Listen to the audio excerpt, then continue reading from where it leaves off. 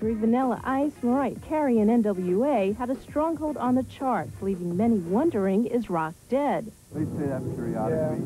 Like, what's going to replace it? Disco? It looked like it earlier this year, not since October of 1989, when Motley Crue's Dr. Feelgood had a rock album top the Billboard chart.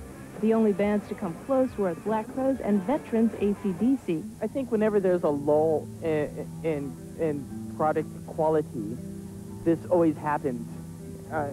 I think that there was a lot of good bands that put out a lot of good albums. Unfortunately, they didn't sell a lot because a lot of people didn't know about them. And the bands that are well-known put out albums that weren't as good.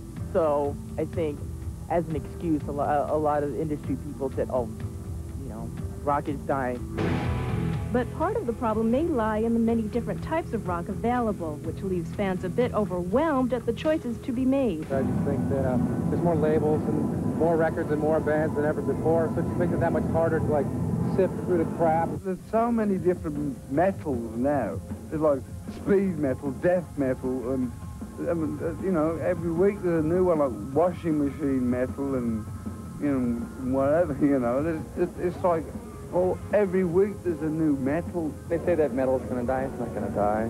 It's just going to keep going. It's going to be getting bigger and better, you know, because music is so vast, you know, and it's not limited. But as Lars Ulrich of Metallica sees it, ultimately rock's popularity comes down to a matter of timing. So when we were making our record, we were sitting in the studio in L.A., and everybody was talking about, you know, MC Hammer and Vanilla Ice and Mariah Carey, and everybody's going, you know, what happened to real rock and roll and all this. And it's like, well, they were all making records at the time, you know.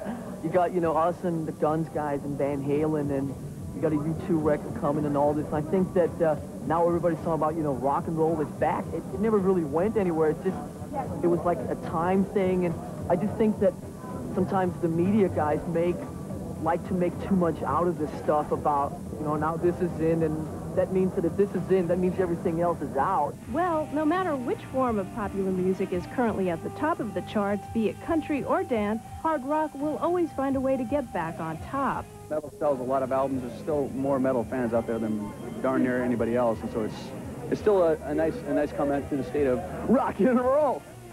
And there you have it. Well, in the wake of her sellout deck in the afternoon.